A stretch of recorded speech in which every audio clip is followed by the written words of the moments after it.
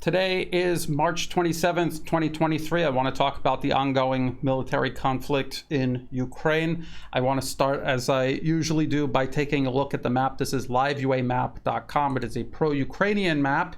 Keep that in mind when we look at what is happening along the line of contact.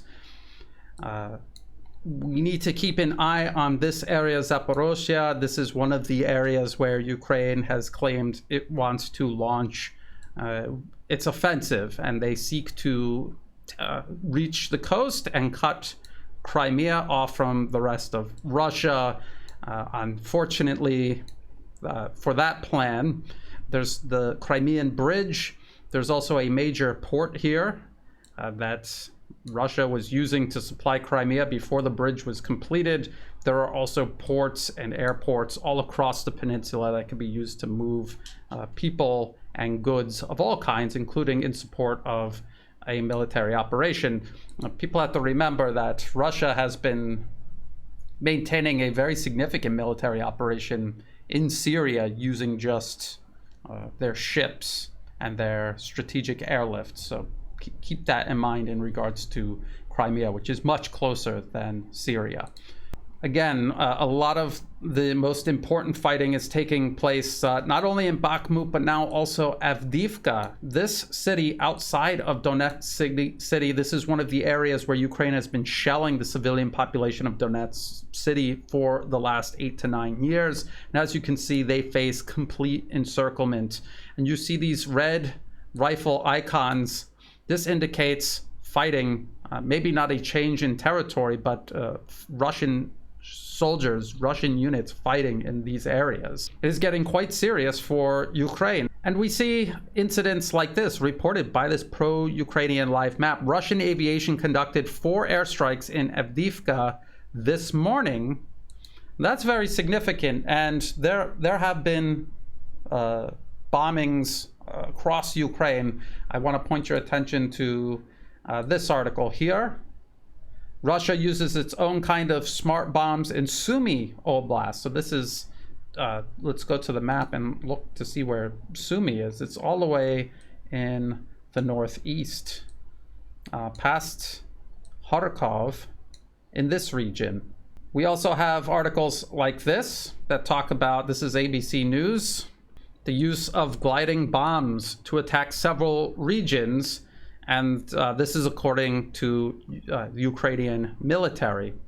So going back to the map, that is the situation in Avdeevka, and that is the situation in several other areas of Ukraine.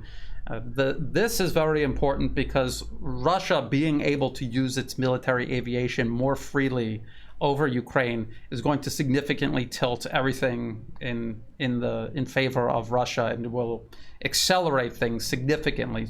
A lot of what we see, this slow incremental approach by Russia, it is because it takes a long time to use their artillery and their rockets and their missile forces to weaken Ukrainian defenses and move in and take those defenses. It takes a very long time to do that if you're trying to conserve trained manpower and military equipment while eliminating large amounts of enemy manpower and equipment. That is what they've been doing. But the use of military aviation will accelerate this significantly because they can drop more munitions, which are more destructive in many more places than artillery, rockets, and missiles can reach, or cause more damage than artillery, rockets, and missiles can cause. The reason that Russia hasn't been using its military aviation is ironically because Ukraine had a large amount of Soviet-era air defense systems at their disposal, an integrated air defense system that severely limited what Russia was able to do, and they had to depend on drones and cruise missiles to do damage across the majority of Ukraine. Now, a lot of people have often asked me, why doesn't Russia interdict Western military supplies coming over the border from Poland? Why don't they interdict it there? If they could use their military aviation, they could. That's what they did in Syria, to interdict supplies going to ISIS and Al-Qaeda from NATO territory. They could do that in Ukraine if they're able to degrade Ukrainian air defense systems enough. And this tells me the beginnings of Russia using its military aviation in this way tells me that Ukrainian air defense systems are being significantly degraded, and there are huge gaps now in coverage, which is allowing Russia to do this. And Avdeevka is one of these places where they have repeatedly carried out these kinds of strikes. Let's look at Bakhmut. This is the other major fortified city that faces encirclement by Russian forces. Again, you can see the red rifle icons inside the city. Russian forces hold the eastern half of the city, divided by this waterway here, and now they're moving into the north and the south of the remainder of Bakhmut. And of course, we see heavy fighting in what looks like these salients, not only encircling Bakhmut, but extending toward Kramatorsk and Slavyansk. And we also see salients here reaching out towards Seversk, which is the last fortified city in this defense line that runs from Seversk through Bakhmut down to Avdeevka. Now, one thing I want to point out is speculation over Ukraine's upcoming offensive. We've talked a lot about Ukraine pushing toward the coast in Zaporozhye and Kherson, cutting the land bridge for Crimea. There's a lot of forces that are supposedly staging in the Donbas region outside of Bakhmut. There's speculation that that could be a counteroffensive to break the encirclement of Bakhmut. But it is also possible that this is just one of the areas where they are going to launch their main offensive that they have been preparing for. If we remember their fall offensive last year, that was aimed at Kharkov and also Kherson. They may attempt two or more separate offensives here. But something I want to point out, again, this New York Times article, Defenses Carved into the Earth, the link will be in the video description below, December 2022. And they talk about these extensive fortifications, layered fortifications that Russia has created. And if you scroll down, you'll notice that they're not only in the Kherson and Zaporozhye area, protecting Crimea, they're also in the Donbas region. So Russian forces have made extensive preparations months ago for a possible Ukrainian offensive, either in the south or in the east. They have really covered their bases. They've mobilized 350,000 reservists, at least 350,000, and we have not seen them committed, the bulk of those reservists committed anywhere along the line of contact yet. So what I expect Russia to do is to just wait for the offensive, weather it, and after they destroy essentially an army's worth of men and equipment, they will have all of these forces at their disposal to take the next step, whatever that may be. The inevitably severe losses that Ukraine suffers, no matter how successful or unsuccessful their offensive is, unless they can deal a devastating blow to the entire Russian military and the entire Russian state, unless they can do that, at the end of their offensive, their forces will be depleted. They will have lost all of their trained manpower, their tanks will be gone, their artillery will be gone, and they will be left waiting for the West to replace all of their losses, just like after their fall offensive in Kharkov and Kherson last year. Only the West really, admittedly, doesn't have anything left. So I want to talk again about Russian military industrial output versus what the West has sent Ukraine and what they could feasibly send Ukraine in the future.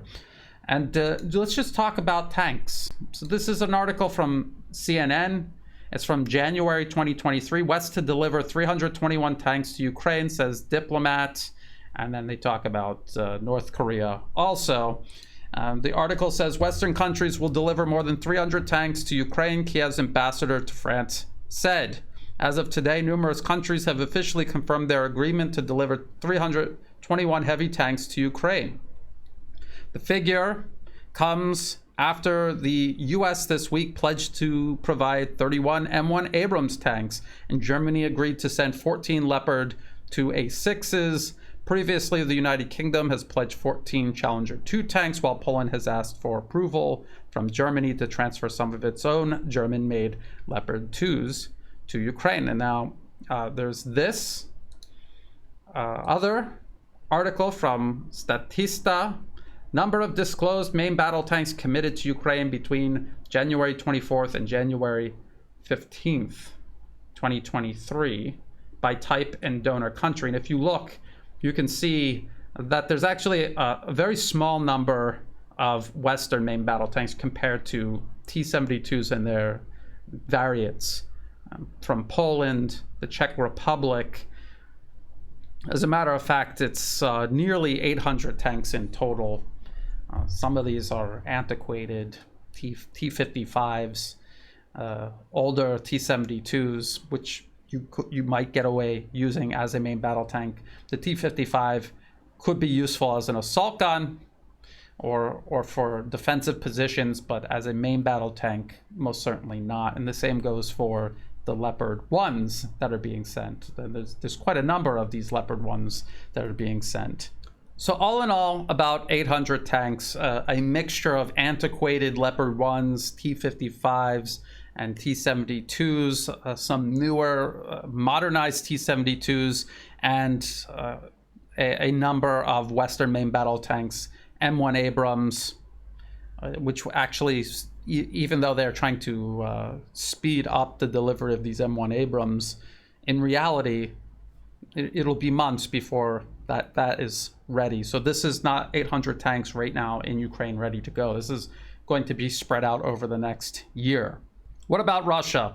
If we recognize this as a war of attrition, and we can see that Russia is fighting a war of attrition, they're not necessarily interested in taking territory, large amounts of territory. They are attempting to demilitarize Ukraine, eliminate its military. That is the priority. Everything else is secondary. And when you're doing that, that means you're waging a war of attrition. What about Russia? How many new tanks do they have coming? So we have this from Associated Press. Russia's security chief blasts West, dangles nuclear threats.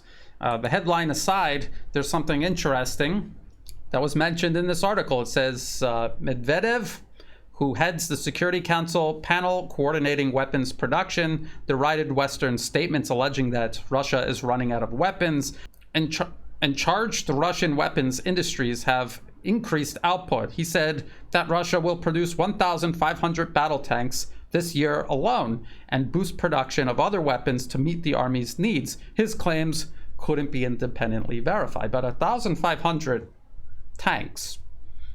And I'm going to assume he means brand new tanks in addition to modernized tanks. When I say modernized tanks, the T-72B3M is essentially a new tank.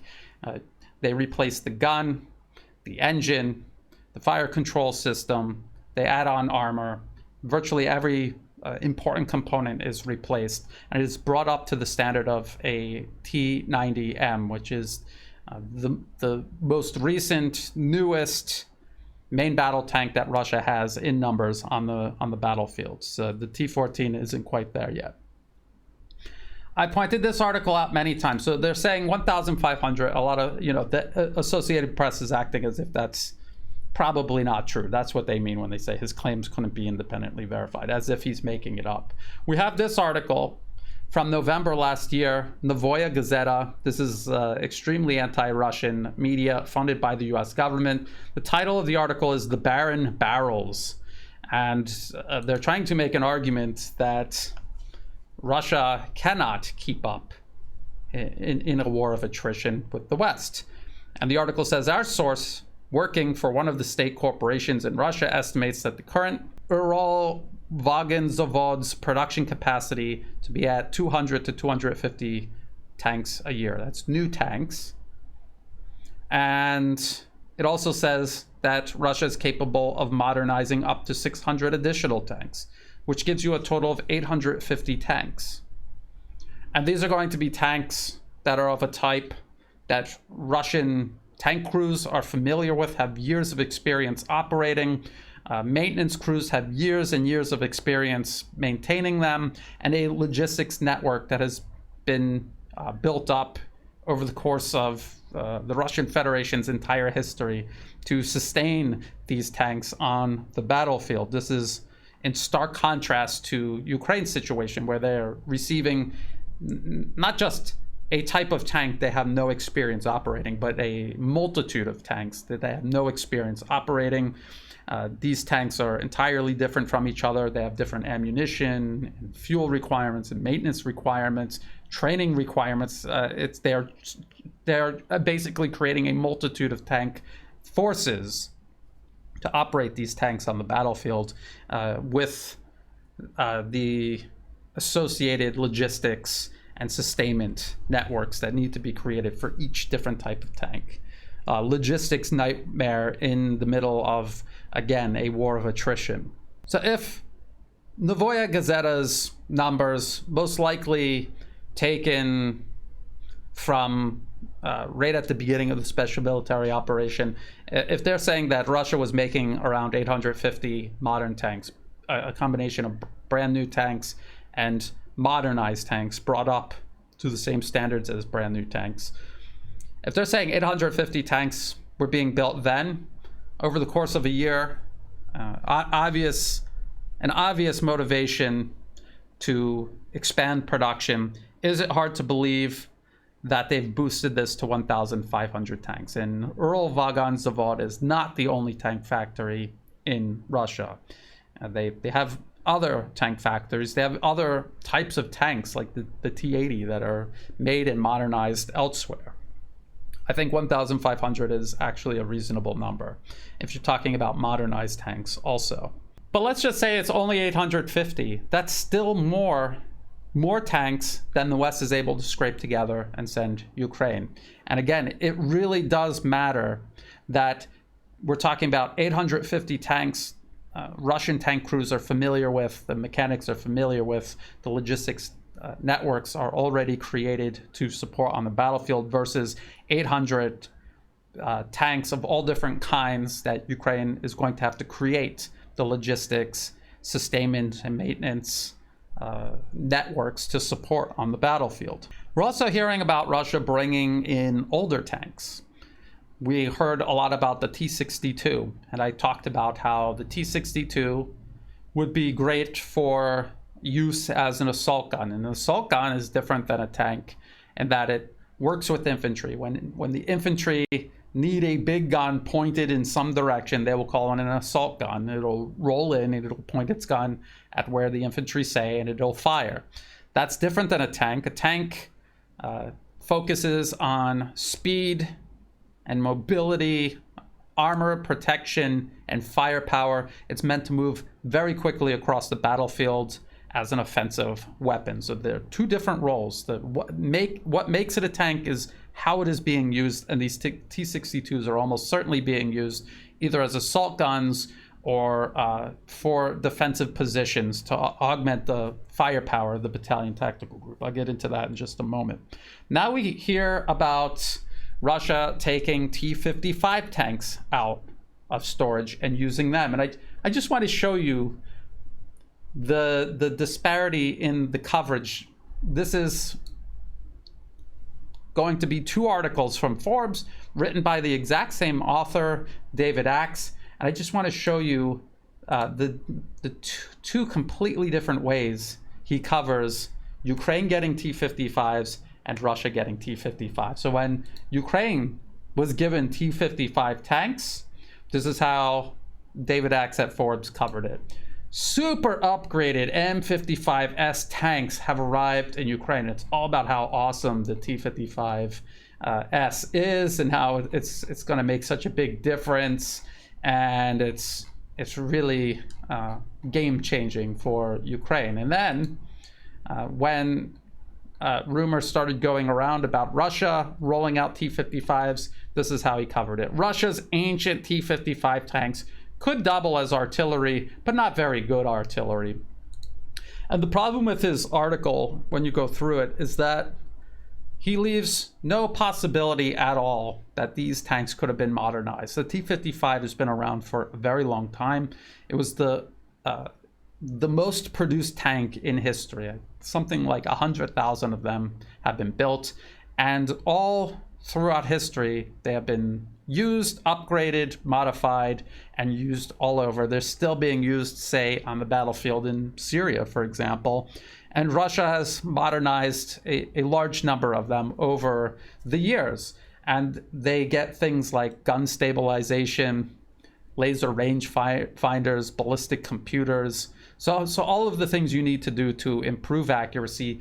Russia, most certainly, if they are taking T-55s out of storage and putting them on the battlefield, they're not bringing in a base model from 1950. They most certainly will have been upgraded over time, and that is what they're going to be using. Now, what are they going to be using the T-55 for?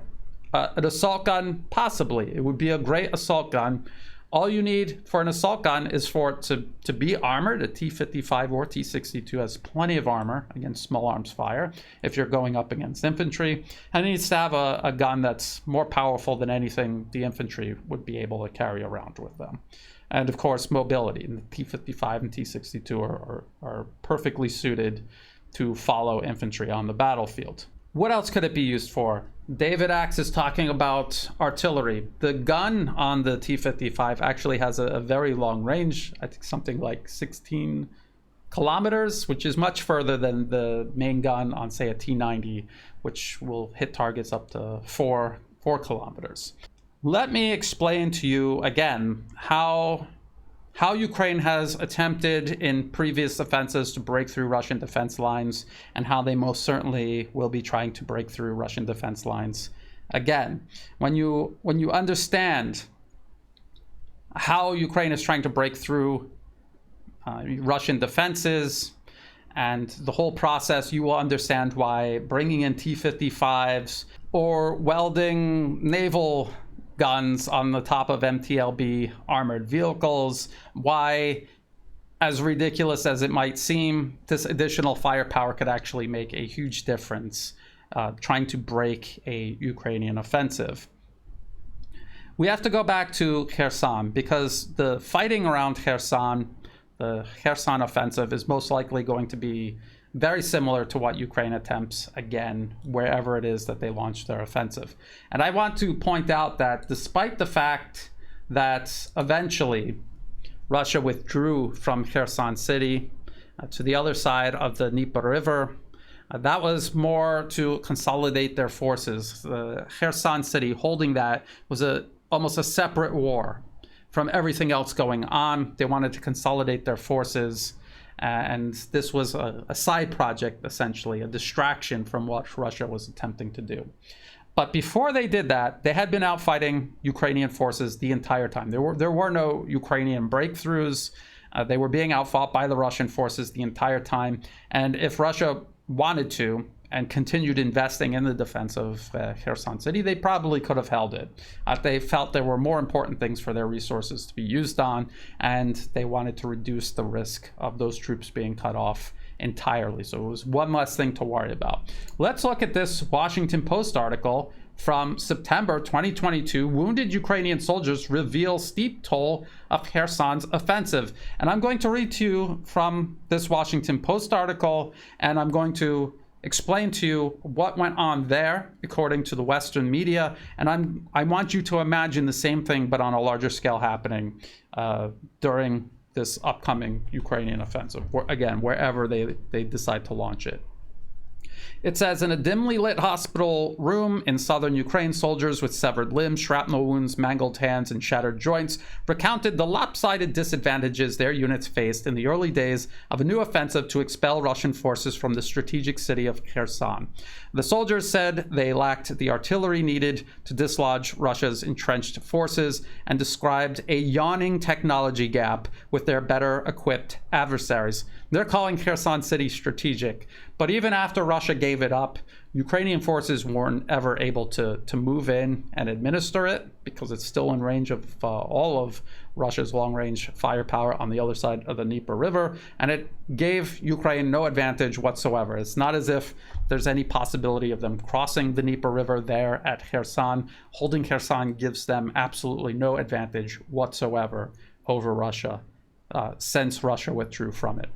I just want to point out that that's what the Western media does. Any city that Ukraine may possibly get a hold of is always strategic, and any city that Ukraine is about to lose is of little strategic value, like Bakhmut and soon Avdeevka.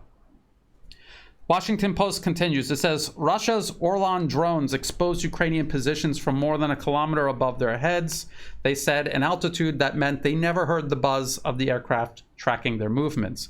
Russian tanks emerged from newly built cement fortifications to blast infantry with large caliber artillery, the wounded Ukrainian soldiers said. The vehicles would then shrink back beneath the concrete shelters, shielded from mortar and rocket fire. Counter-battery radar systems automatically detected and located Ukrainians who were targeting the Russians with projectiles, unleashing a barrage of artillery fire in response. Russian hacking tools hijacked the drones of Ukrainian operators who saw their aircraft drift away helplessly. Does that sound like Ukraine was out fighting Russia and would eventually break through? The answer is no, it didn't. And that is exactly what's going to happen with the upcoming Ukrainian offensive. Now, let me explain to you what Ukraine is going to try to do. And it's not as if there's no possible chance of them breaking through. There is, but it all depends on them being able to overwhelm the firepower of Russian forces on the defensive. Ukraine lacks long-range firepower, both in the variety and quantity that Russia has. So they'll never be able to do this incremental, careful, conservative advance across the battlefield the way Russia does. They have no ability to do that. Their only chance of launching a successful offensive against Russia is to accumulate a huge number of troops and combat vehicles and rush at the same time across a wide section of the line of contact and hope that they can oversaturate Russian firepower, their ability to target and destroy Ukrainian units before they come in range of Russian positions and begin inflicting casualties on Russian forces. And those casualties have to be large enough to compel the commanders of these battalion tactical groups, which are between 600 and 800 men strong, and they have a huge amount of firepower. MLRS, multiple launch rocket systems, self-propelled artillery guns, main battle tanks, anti-tank guided missiles, a whole range of very heavy firepower, all in a unit the size of a battalion. These battalions are obviously going to work together with each other, and they're also going to expand their own size with additional units that are needed. And they're also going to include other types of units around Kherson. They not only had battalion tactical groups, they also had airborne units helping in the defense.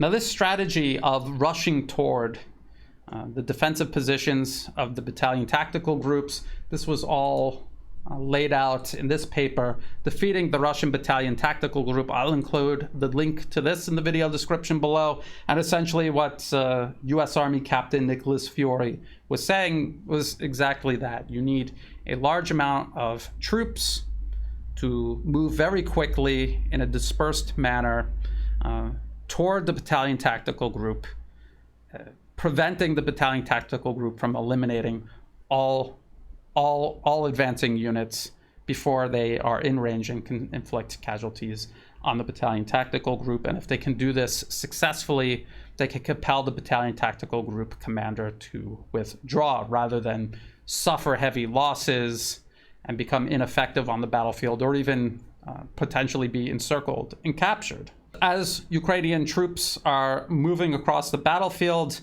of course, entire platoons are going to be wiped out. Ukraine lost entire brigades worth of men and machines around Kherson.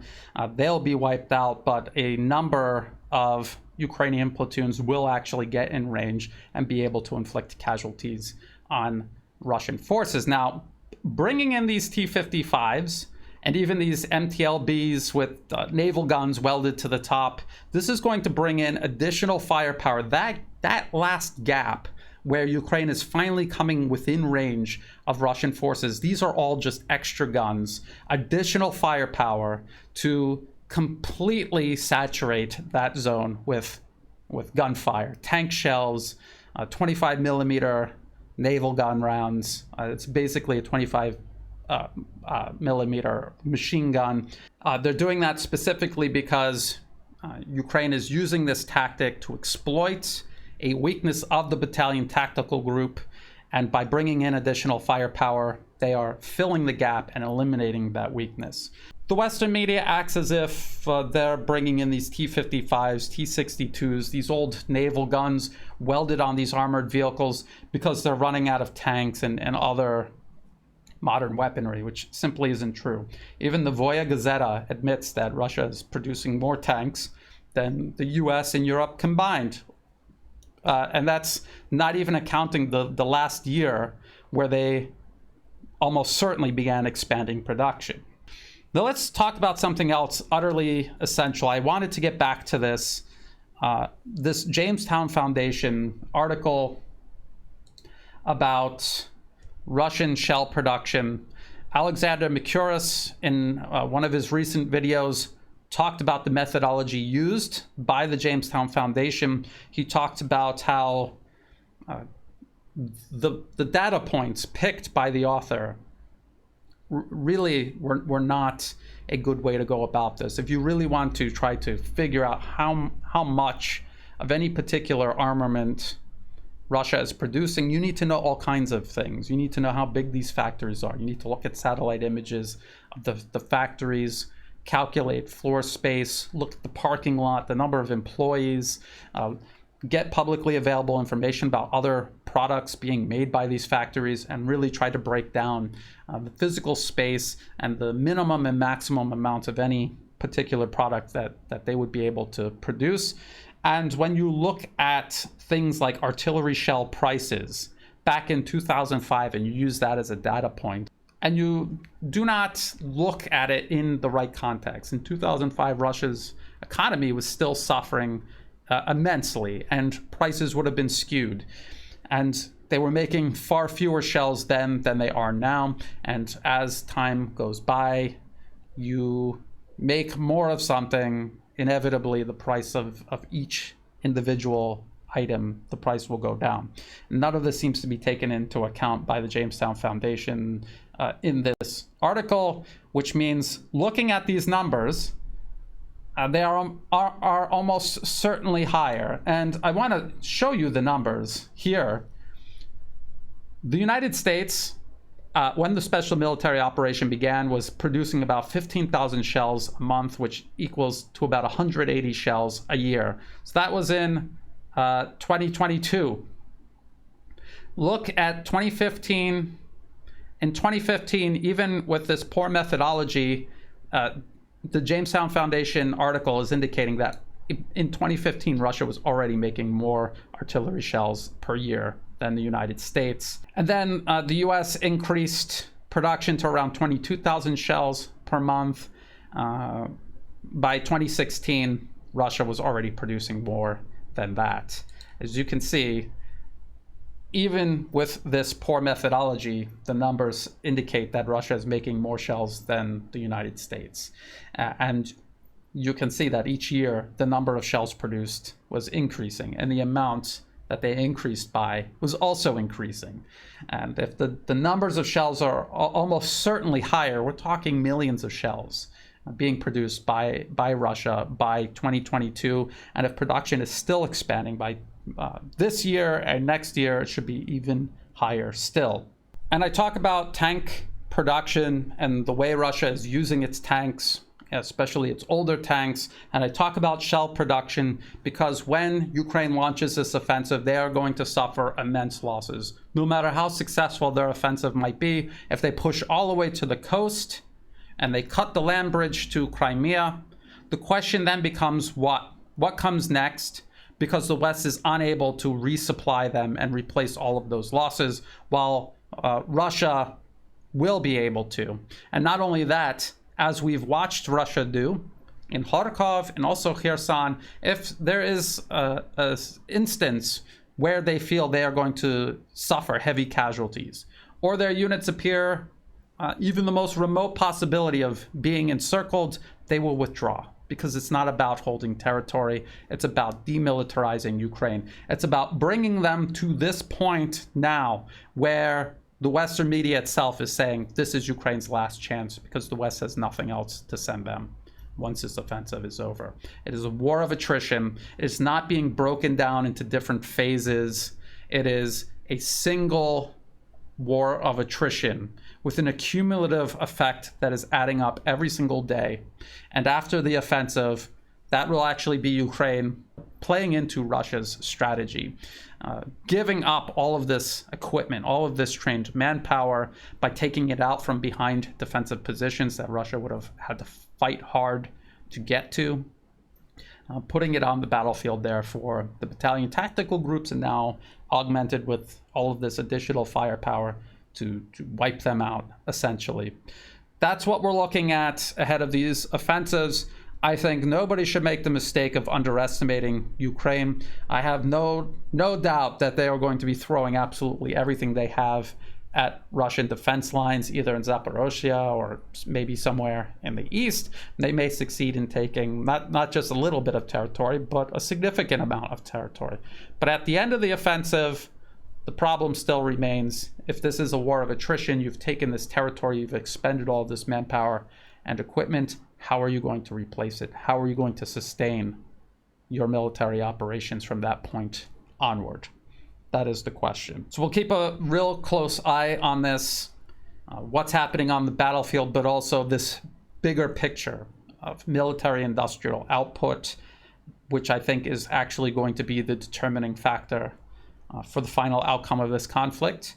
If you thought this video was useful, please like and share. Think about subscribing. It's free to do. It helps the channel grow. Check the video description below for other places you can find and follow my work, as well as everything that I referenced in this video. The links are all in the video description below, as are ways you can help support my work. I don't monetize my YouTube channel. I never will. If you see an ad pop up, feel free to block it or skip it because it's not doing me any good. If you do want to support my work, please do so through Buy Me a Coffee and also Patreon. And to everyone who has been helping out, whether it's one-time donations, donations once a month, or even if you're just helping share my work with other people, I greatly appreciate that. That's what makes this work possible. Thank you again, and as always, thank you for watching.